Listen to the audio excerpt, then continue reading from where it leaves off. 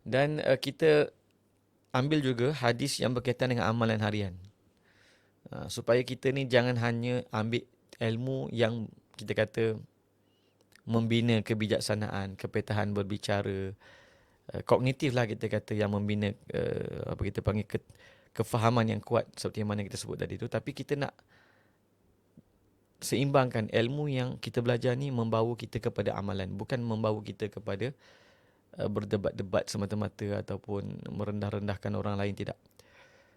Sebab kalau guru mengajar anak muridnya untuk menuduh orang lain dan membid'ahkan orang lain, sedangkan perkara tak bid'ah, guru tu akan dapat saham.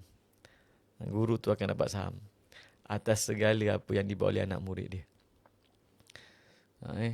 Sebab dia yang mengajar anak murid dia untuk mengotorkan lidahnya dengan mencaci para muslimin. Jadi jangan jadi guru yang begitu. Kalau kita adalah seorang guru, jangan, tuan-tuan. Guru ni sama ada pahala besar atau dosa besar. Pahala besar kalau yang diajarnya tu yang bermanfaat, maka diamalkan oleh masyarakat dan anak muridnya, maka moga-moga dia juga dapat pahala seperti mana orang yang beramal dengannya.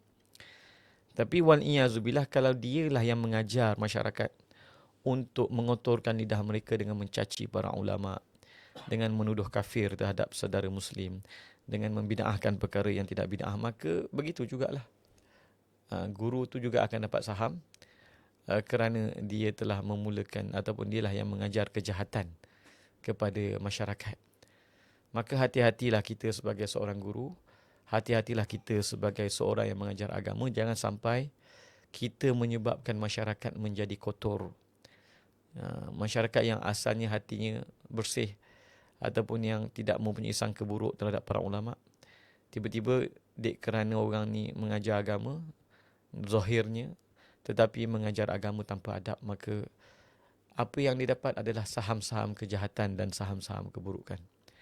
Maka kita dalam manhaj ahli sunnah wal jamaah, kita tak begitu, tuan-tuan yang dimuliakan oleh Allah Subhanahu Wa Taala. Maka kita sebarkan yang baik-baik. Sebarkan yang baik-baik, dan bila kita menegur, kenalah ada adab. Baik.